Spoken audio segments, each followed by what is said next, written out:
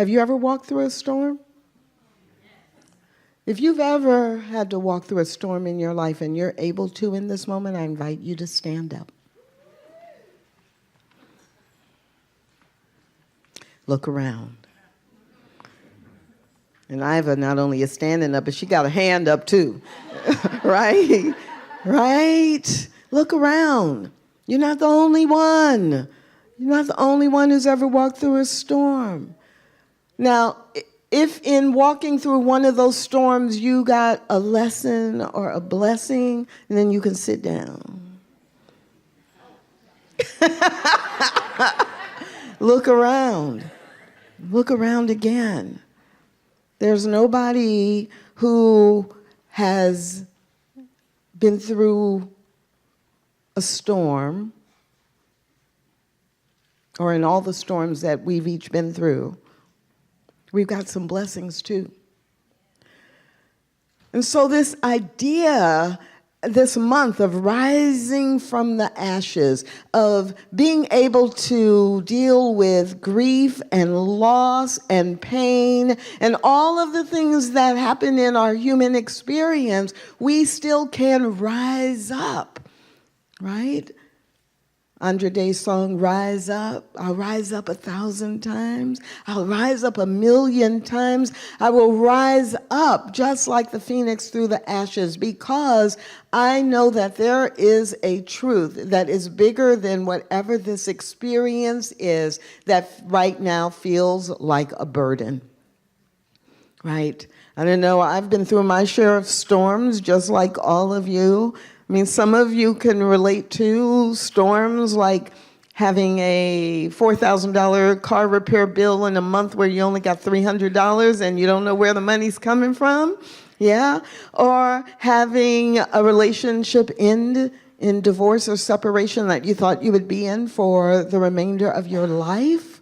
Having a medical diagnosis that you cannot even imagine, and then once you are in it, you can hardly imagine a physical healing. It feels really, really, really hard. It feels painful. It feels as if there is nothing that we can do in order to be that person we know we are at our core, at the root of who we are. And so we sometimes let the burden get the best of us. We feel confused. I mean, I won't lie. I can even just say, I don't know about you. Maybe you are much stronger and much more evolved than I am. So for a minute, I'll just tell you like what happens to me sometimes. You know, there have been moments where I've asked, why me? And there have been moments where I have felt afraid. And there have been moments where I have felt confused. And there have been moments when I just wanted to hide. I just wanted to like go in my house and turn the phone off and get under the covers and just stay there. There have been moments where I have felt betrayed by individuals and the things that they did, and there have been moments where I have felt betrayed by all of society itself. And that is when the storm feels like a burden. That's when the storm is a barrier. That's when the storm is a block to me seeing the truth of who I am, and to me seeing the truth of a world that actually has been created for good, for my good and for good in general. So lighting the candle today for people who have experienced pain or are currently experiencing pain as a result of the wildfires that have continued for way too long. Being able to light the candle in my heart for people who were shot in Thousand Oaks or who are friends and family members of people who were shot. Being able to maintain the light for anyone affected by cancer diagnosis or a divorce or a foreclosure, all of those things that show up in our lives. I know the burdens I've experienced. Only you know the burdens that you have experienced and the trauma. At least that's how it feels. It feels like trauma in our lives. So the song, You'll Never Walk Alone, reminds us that there have been people before us who have made the walk that we're walking and walks that are much more challenging, but they didn't do it alone. They did it with people in their spiritual community. They did it with friends and family members. They did it with strangers who reached out to help. They did it with people who prepared 102 Thanksgiving baskets so they could eat a healthy and full, bountiful meal on Thanksgiving. They did it with the help of God, acting and serving and living through the hands and hearts of other human beings. That is what happens when we experience our burdens. So the song says, when you walk through the storm, keep your head up high and don't be afraid of the dark. Right, the dark may be around you, but you don't have to be afraid of it because there is something brighter. There is a light. Someone is lighting a candle, literally or figuratively, for that burden to dissolve and dissipate. Others are doing it for you, and you are doing it for yourself and for others, yes? Yeah. So if we're human, we are going to feel trauma, we are going to create drama, and we are going to want to call our mama. Right? Drama, trauma, mama. It's like, okay, I'm in the dark, I'm in a storm. We're going to feel the trauma. We're going to create drama around it if we're not healthy and if we are not able to actually ground ourselves in the spiritual truth at that time. And unless our mama is the one creating the trauma and the drama, we call on our mama, right? I mean, I can't tell you how many times I've heard people say, I don't feel good. I just wish I could call my mom. I don't feel good. This isn't good. The first person I called when I found out that I was losing my job was I called my mama, right? And all of those are good first steps because what that fear does is it leads us to fight or to flight or to freeze. We talked about that a lot, so I'm not going to go into that, but that's kind of the human nature. We're going to fight it out, we're going to run away from it or hide, or we're simply going to freeze and be immobilized, and everything else will just keep going on around us because we're in pain. And we judge that pain, and we judge ourselves, and we convince ourselves that either there's nothing we can do about it, or it's out of our control, or it is proof that our life is over. My life is over. Oh my goodness, that relationship ended. I don't know what I'll do. We're in war again as a country. That means that's just proof that that human nature is to be at war, and so we just have to fight and battle it out. We create the drama. We feel traumatized by it. We decide whether it's good or whether it's bad.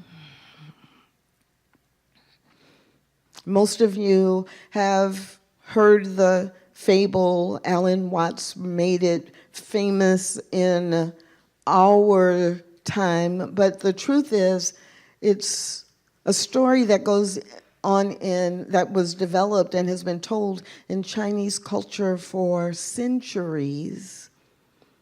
But the fable of the farmer who was poor, he and his son worked the farm.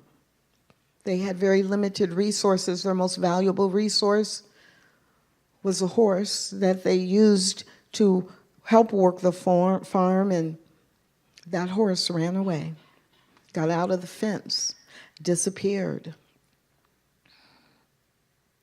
Neighbors and friends said to the farmer when they found out, "Oh, how unfortunate. Oh, what bad luck. How bad it is for you that your horse ran away." And depending on which version of the story you read or hear, the farmer said either, maybe, perhaps, or it's neither good nor bad.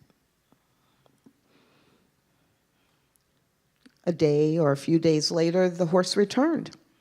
And the horse brought with it seven wild horses.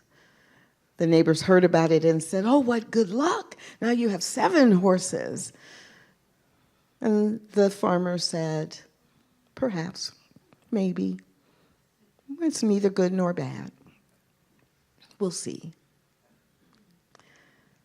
The son, in taming one of the wild horses, got thrown off the horse and broke his leg, injured. What did the neighbor say? What bad luck. Oh, that's a shame. Oh, and the farmer said, we'll see. It's neither bad nor good. Perhaps, maybe. And a few days later, the army came through, registering all of the young men to go into battle. The son was laid up with a broken leg. The army said, "Oh, can't use him." He was the only young man in the village, in the town, in that whole region that did not go to war with the very likelihood of being killed. And the neighbors came around and said, "Oh, you're so lucky, you still have your son." And the farmer said, "Maybe. It's neither good nor bad. We'll see." How is that in your life?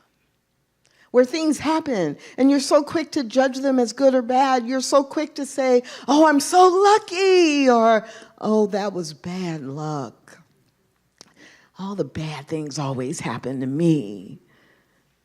When in reality, what we know is in the constant flow of life, that life is simply evolving, life is simply presenting opportunities and experiences to us, and we get to choose how we engage ourselves with those opportunities, with those experiences. Sometimes the experiences we get are not exactly what we thought we ordered when the menu was placed in front of us.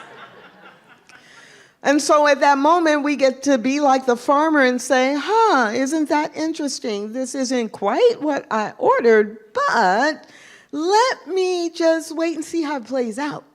And in the meantime, while it's playing out, let me be very clear that I live in a world where everything always works out for me. So this has to be good or leading to good, even though I cannot see it right now, even though I can't even imagine it.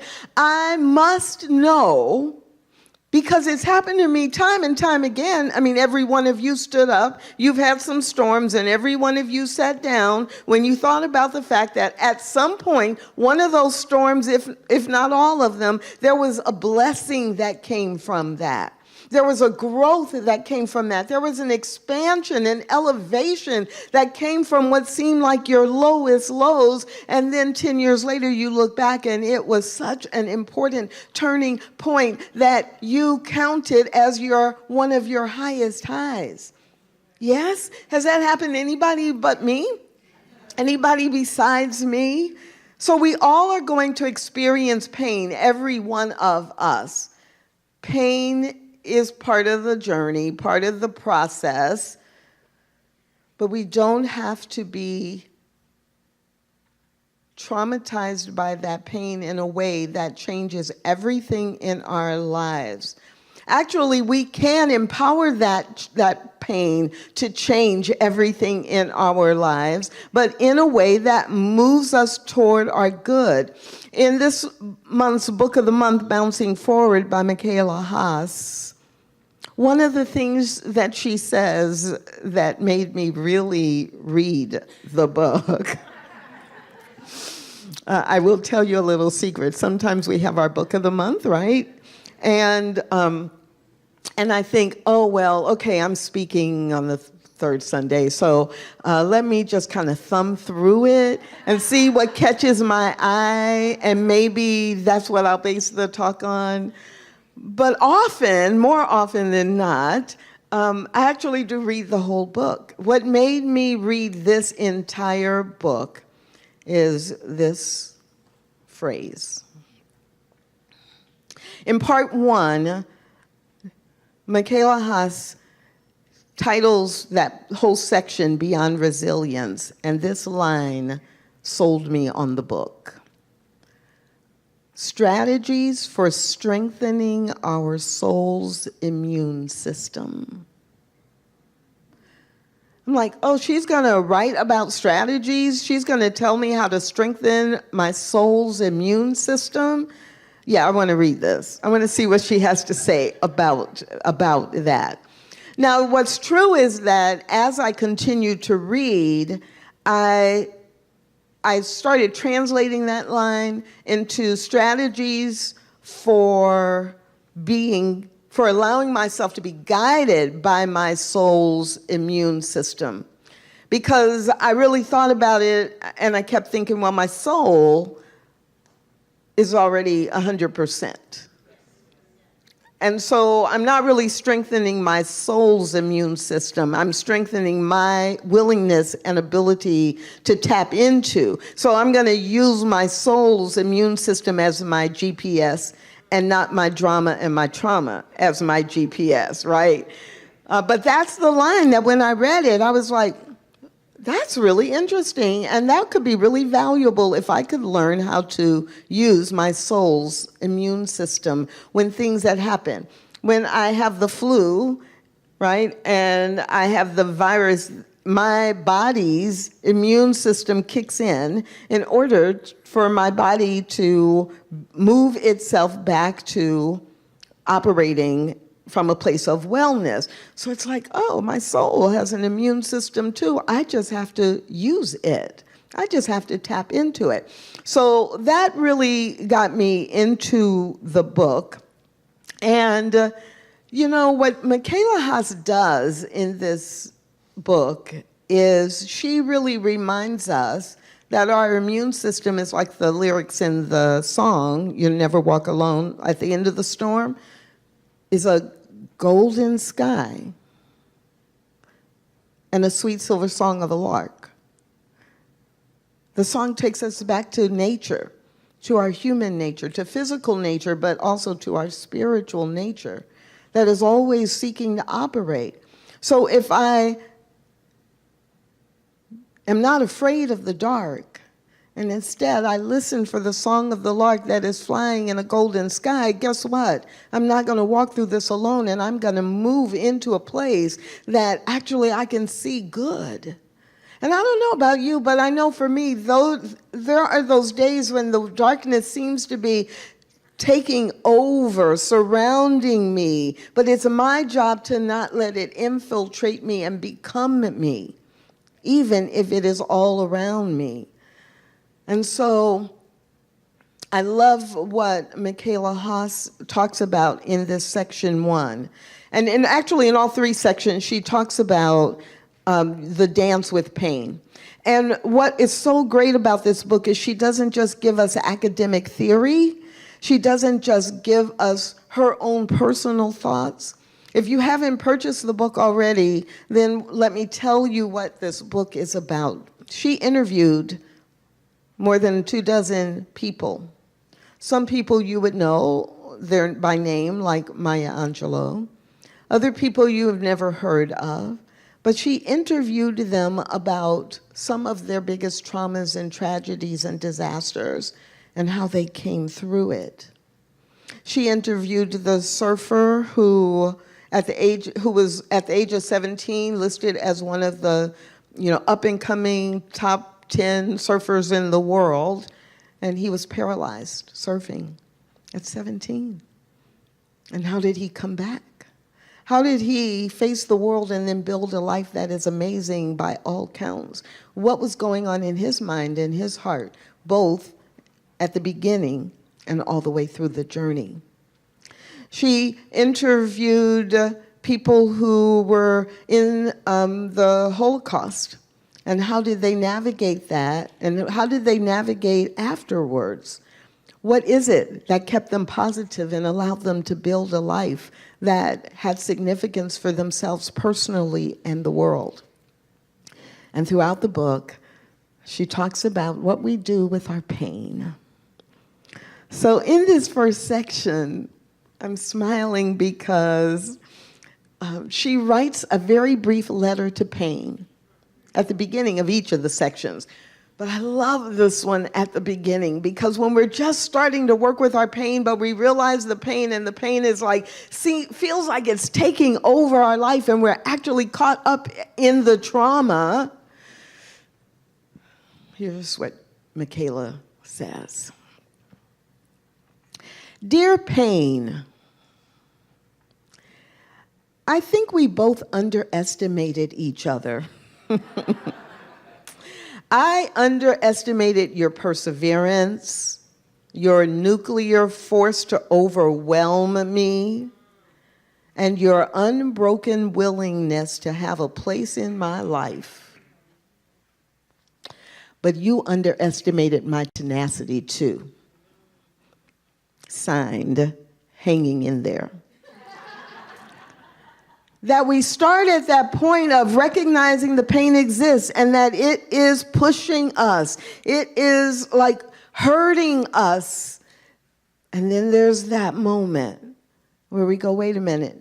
You, pain, have underestimated my tenacity, my clarity, my intention, my commitment to live a life I love. You have misinterpreted the fact that I have been in pain for these last hours, days, weeks, months, or years, as if you are in charge of my life. And that is absolutely not the truth, no matter how strong the trauma is. And when you get to that point where you recognize that you are ready to begin the walk from post-traumatic stress to post-traumatic growth. Every one of you has a testimony about post-traumatic growth. You made it when you sat down. When I said, did you ever learn anything from a storm that was hard? Yes, you grew from it in some kind of way. And there's actually a science that's being developed about post-traumatic growth. But what do we mostly hear about?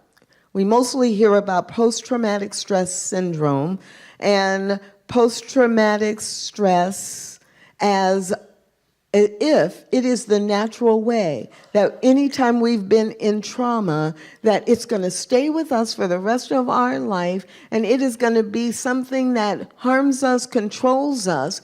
That's what most of us hear about. We don't hear very much about post-traumatic growth. And our spiritual practices are a big part of our opportunity to move from the trauma and the drama into growth, into the life that we want to have. And so in Bouncing Forward, that is exactly what Michaela does. The art and science of cultivating resilience, told in and through the voice of 2 to 3 dozen people who have actually recognized that resilience is not bouncing back from something bad, bouncing back to the place you were before. True resilience is bouncing forward because you never get over whatever was traumatic. But you can use it to bounce forward into a life that you define. So this whole idea of am I burdened or am I blessed? I like to believe that everything that happens in my life is a blessing and is designed in order to bless my experience. So even though it is painful, I want to honor that pain. We don't teach you to ignore the pain and act like it's not there. We don't teach you to pretend that, oh, I live a spiritual life, and so, I don't know, divorce can never happen to me. I live a spiritual life. Foreclosure can never happen to me. Oh, I did my prayers. I do my prayers, my spiritual mind treatments every day, and so I can never be sick. We don't teach that. We teach that when experiences happen to us in our human life, we use spiritual principle and spiritual practice to navigate it, knowing, believing, and trusting that for every step forward I take, the universe comes behind me and pushes me toward that which is my best and highest good, whether I know it or not. That's what we teach.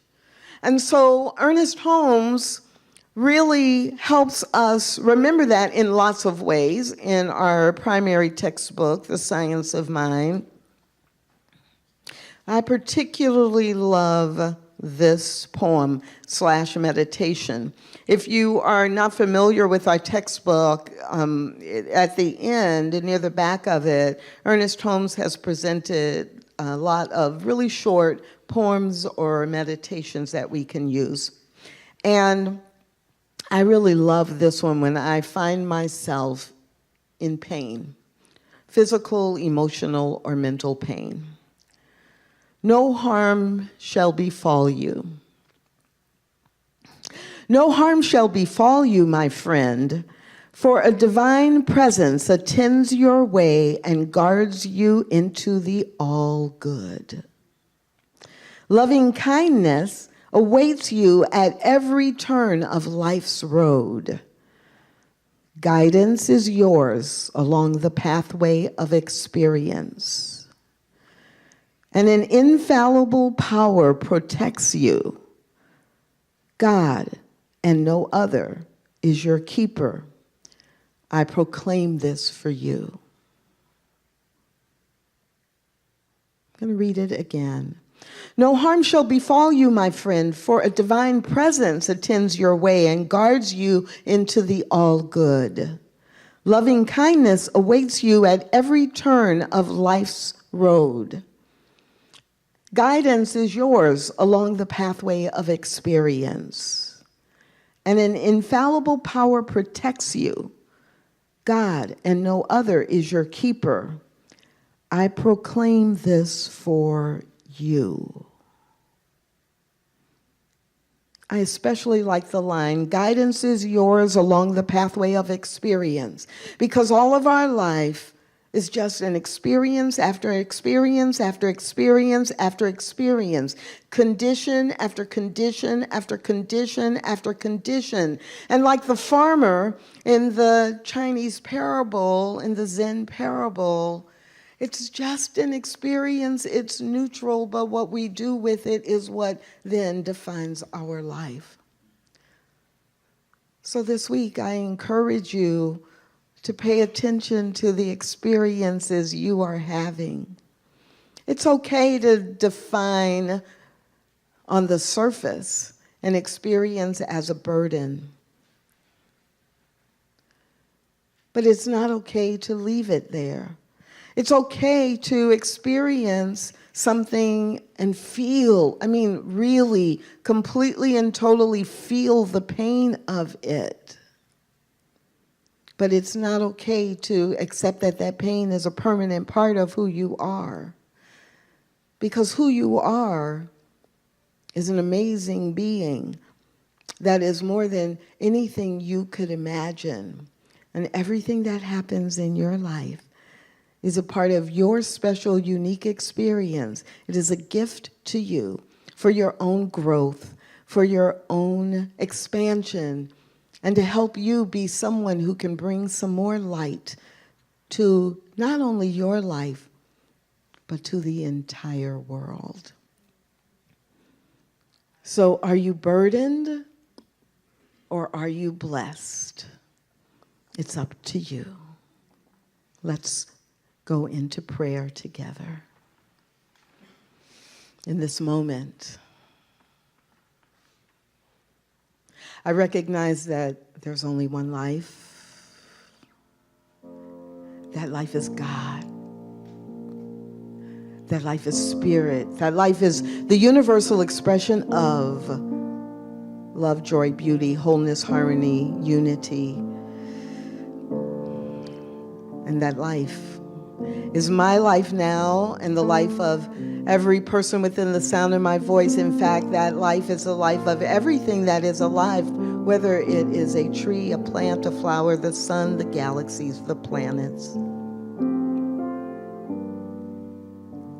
And I speak this word knowing that life is simply seeking to express itself.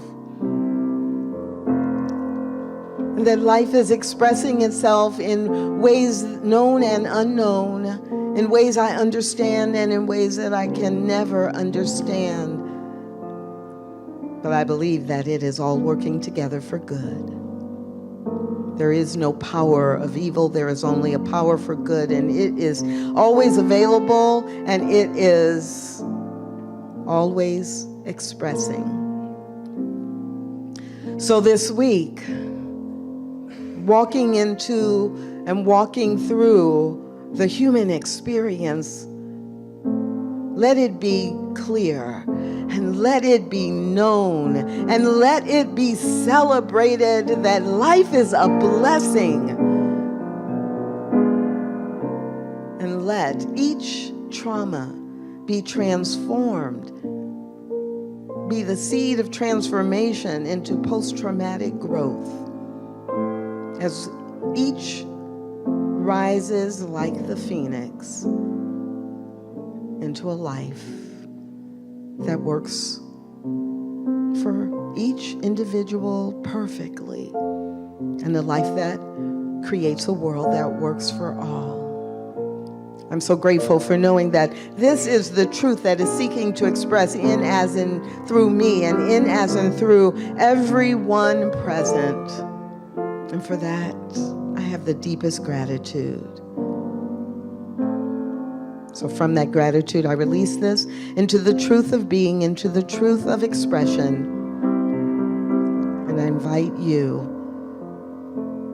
if you agree that this is your truth as well, to join me by saying together, and so it is.